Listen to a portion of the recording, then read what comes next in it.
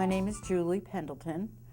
I work in the medical staff office at Atlantic General Hospital, and I've been working for the hospital for approximately 19 years. On October 7th of this year, I will be here for 19 years. I started back in 1989. My family and I moved to Maryland from New Jersey, and I was looking for a position, and I saw an ad in the paper, the local papers, and it was an ad for a position that was down on Caroline Street in Ocean City, which was at the Worcester County Health Department. And I thought it was a job for the Worcester County Health Department. I applied for the job, and I was called. And my interview was held at the Francis Scott Key Hotel in Ocean City. When I went for the position, I found out it was for what was to be a new hospital to be built in Berlin. And I was interviewed by the fundraising consultant.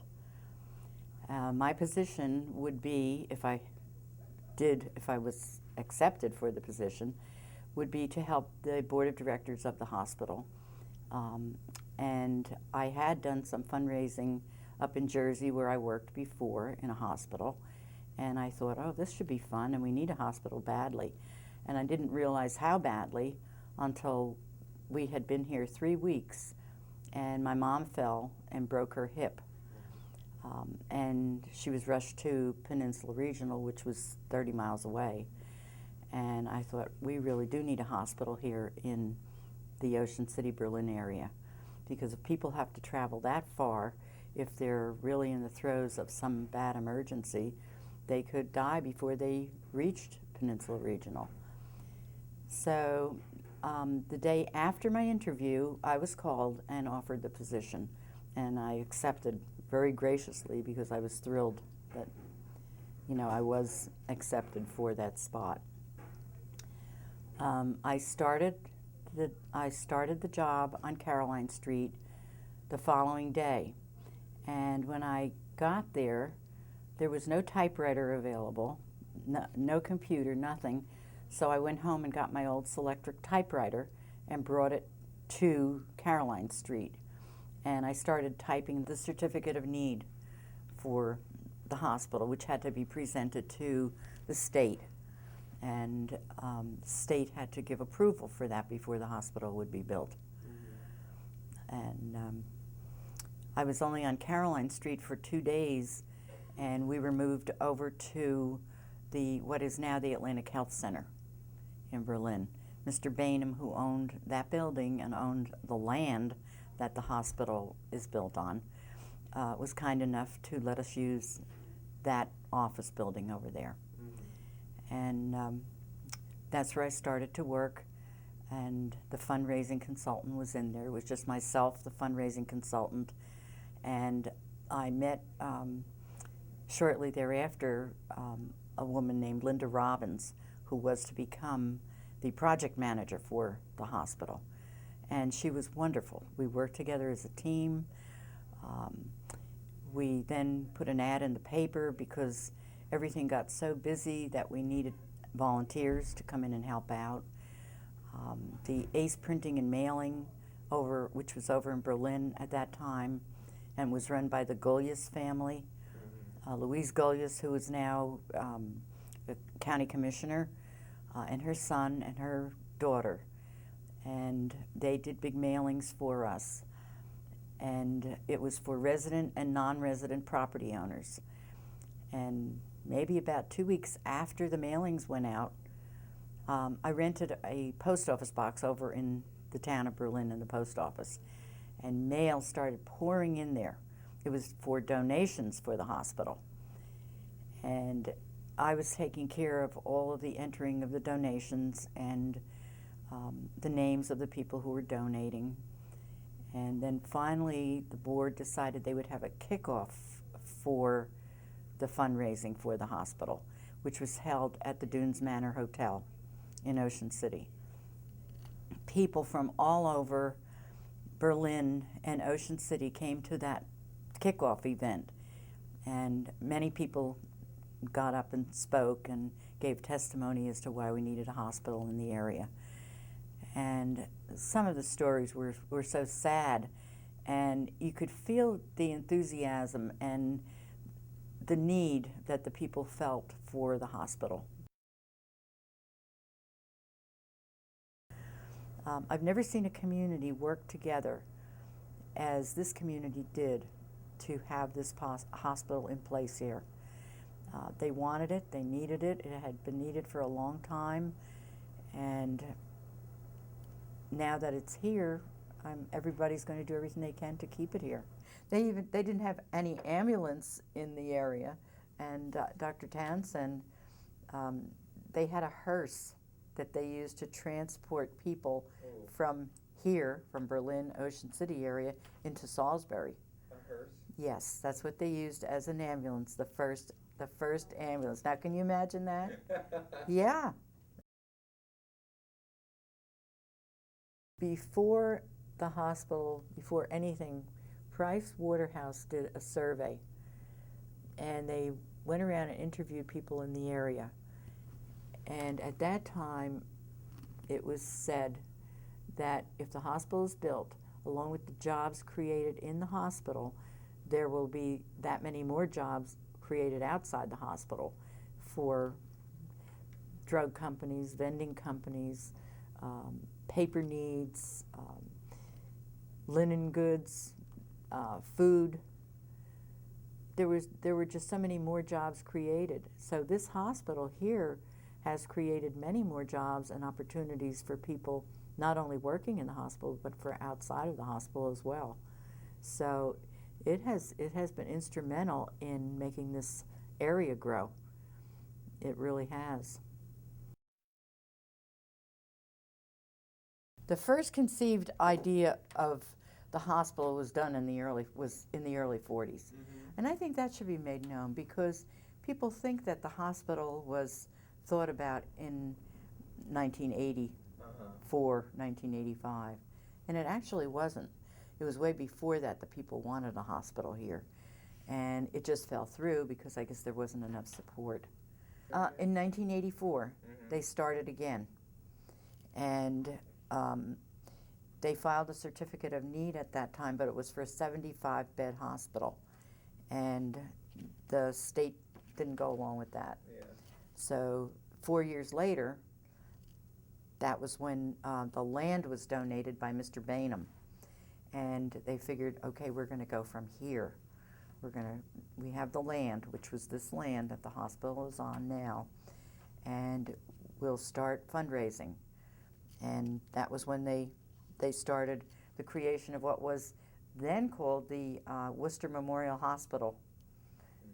And it was Worcester Memorial Hospital Corporation, but that's what it was going to be called, the Worcester Memorial Hospital. And they really got in the groove, and they started raising the money, and then went for the certificate of need again. And it really is hard to imagine life before Atlantic General here. I think people would want to know that when Atlantic General Hospital opened its doors in 1993, there were 39 doctors on staff. Now, 15 years later, we have a medical staff consisting of 189 doctors, which is quite a lot. Back before the hospital opened, there were only 6 doctors in all of Worcester County. And I remember one day Dr. Waters saying to me, we need to have a meeting of the Worcester County Medical Society. And I was all thrilled because I thought, oh, we're going to have a big meeting. And I said, well, where are we going to have it? What are we going to serve the doctors?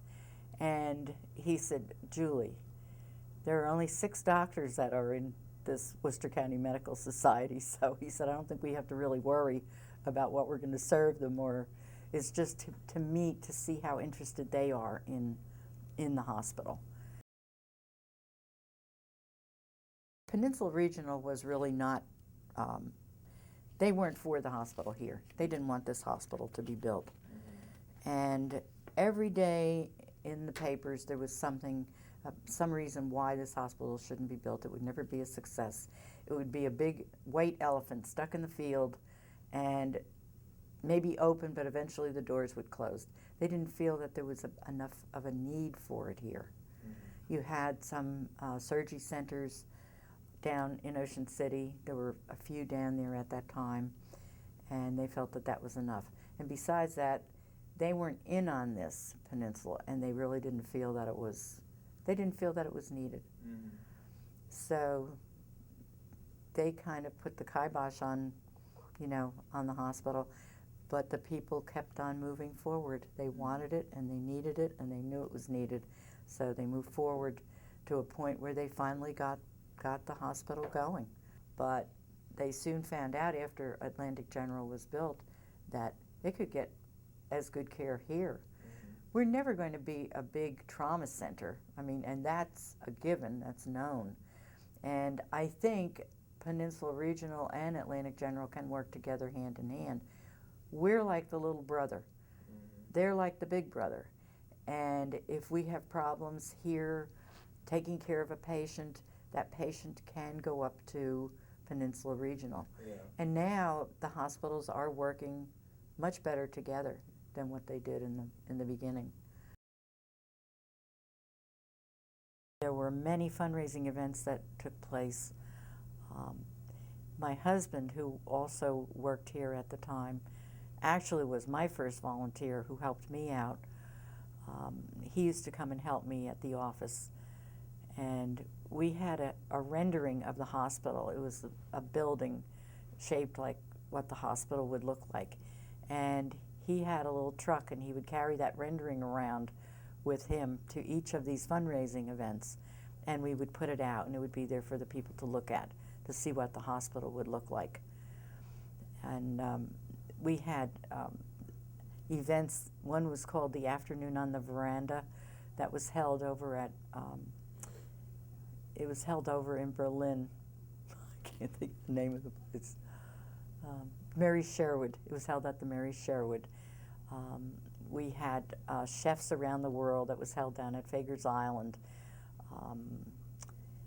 There was another penny party auction that Mr. Bainham and his wife sponsored, and that was held at the Roxana Fire Department.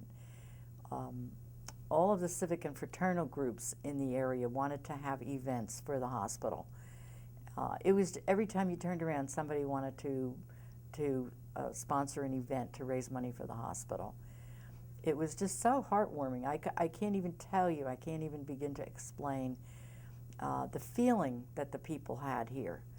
And I didn't know anyone when I first moved here, but I would go out to the stores, to the market, or to one of the other stores, and I didn't know anyone. But after I worked for the hospital a short period of time, it seemed I knew everyone. No matter where I went, I always met somebody I knew. The people were fantastic. I can't explain or stress enough how the people in this area are. They're just wonderful. First year the hospital was opened, we had two primary care doctors here, Dr. Waters and Dr. Greer. And anything that could have happened during that first year happened. The first day the hospital was opened, there were twins born in the hospital. Of course, we didn't have a pediatric unit or any facility for OB at all, and we didn't have any OB doctors on staff. So one baby, I believe, was born here, and they helicoptered the mother and the father and the one baby to Peninsula Regional, and that other baby was born there. And I believe the hospital still keeps up with that family. They were from Berlin, and they were at the first birthday party of the hospital, which was held out on the grounds of the hospital. The first summer the hospital was open, it was like a madhouse. It was just very, very busy with not enough doctors to accommodate the patients. However, during the fall, it started to slow down, and a lot of people who worked here during the summer, from the time the hospital opened, had to be let go for a while because there just wasn't enough. There weren't enough patients. But since that period of time, every year, the season after the summer just gets busier and busier and busier. The emergency department definitely had to be expanded because the emergency department is kind of an arm of the hospital where patients are admitted, and it's a very important part, so they did expand the emergency department. There were 30 people chosen by the governor, I guess it was, and out of that 30 people, there were different members of the community and different businesses and so forth, and attorneys and members of the Worcester County Health Planning Board. And 30 people were picked, and out of that 30 people, there were 19 who were selected for the board of directors of the hospital. Okay. And then out of that group, there was Mr. Almond, Jay Berge, Bill Sturgis, and Barbara Derrickson, who were the executive committee. And they would meet like early in the day when they were going to have a board meeting, and then they would bring their ideas to the board meeting at night.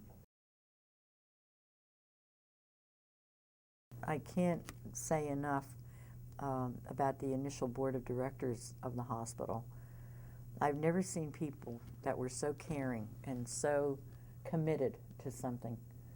I mean, all of them were business people, and it took a lot of time. It took them a lot of time that they put into the hospital, into getting things organized and what they wanted. And it had, at the meetings, the board of directors meetings, they wanted everything just so. They looked into everything that was being talked about, and I just have never seen people so committed. I'm not as acquainted with the new board of directors who are here now, but I'm sure that they're also excellent. And there might be a few people still left on the board who were here in the early days. I know that they are involved in the corporation. They're still involved in the corporation. But they were absolutely fantastic. There was Jim Almond, who was chairman of the board. Irvin Bainham, who donated the land to the hospital. Mr. Berge, James Berge, Jay Berge, he is called. He was the treasurer at the time. Elroy Brittingham, who he ran a store in the town of Berlin. Bob Caudry, Robert Caudry, who was a member of the Worcester County Health Planning Board. Wonderful man. He has since passed away. Joe Costanzo, who he owned a large place out on Route 50 where the Napa auto store is now. Out there, it was air conditioning and refrigeration and so forth, and we had a lot of our meetings there. That's Barbara Derrickson, who was the secretary of the board of directors. Sometimes I used to need Barbara to sign a check. She lives in the town of Berlin. I still see her, and she would come running over here to sign a check for something, whatever we might have needed it for at the time. John Fager, of course, who owned Fager's Island, and Hale Harrison, who was fantastic to the hospital, to the needs of the hospital, donated rooms when doctors would come here for interviews. Wonderful person, Mr. Harrison. Klein Leister, who lived in Pocomoke. They tried to have someone from all of the areas so that everyone would have input to the hospital. And Nancy Lynch. Nancy Lynch was involved in so many things in the area, and when she became involved in the hospital was her calling too. And I still see her occasionally. I ran into her not long ago in the market. Wonderful, wonderful woman. Tim Stoner, who was the head of the Ocean Pines Association at the time. And these people used to come to these meetings and meet once a month faithfully. They were always there. Bill Sturgis, who was president of the Peninsula Bank, and I don't know if he still is or not, but he lived in, I believe he lived in Snow Hill. And Dr. Townsend, of course, he was, remember Bob Warfield, who had the real estate business in Ocean City, and now he is, or he was the president of the foundation for a long time. Not a board member any longer, but he's in the corporation. And Dr. Waters. And you will see their names on the plaque down in the lobby. Just tremendous people. I could never even say enough about them. And we've gone through several CEOs of the hospital, and all of them have brought something different with them. They've all, they've all come and brought very, very good points with them. Mr. Franklin, who is now the CEO, is young. He has a lot of wonderful ideas, and I think the hospital has prospered under his leadership, the same as it did under Mr. Beeman, who was before him. And they were both completely different, but both just had wonderful ideas and contributed much to the hospital. I remember when Dr. Castaneda came for his interview, I picked him up at the Holiday Inn down in Ocean City and drove him over here for his interview, and he said, "Julie, how do you think I'll make out here?" Because he had just come out of his residency program. And I said, "You'll do fine." I said, "At the end of the day, you come down and you tell me how you feel about the hospital and the people who work here." And he did come back at the end of the day after he had been around talking to the people in the different departments and so forth. And he said, "You know something, this is the place that I want to come." And he was married. He had one little child at the time. And they came here maybe about 3 or 4 months later. And Dr. Castaneda has been here ever since. And he has a fantastic practice. People love him. And I think he's very glad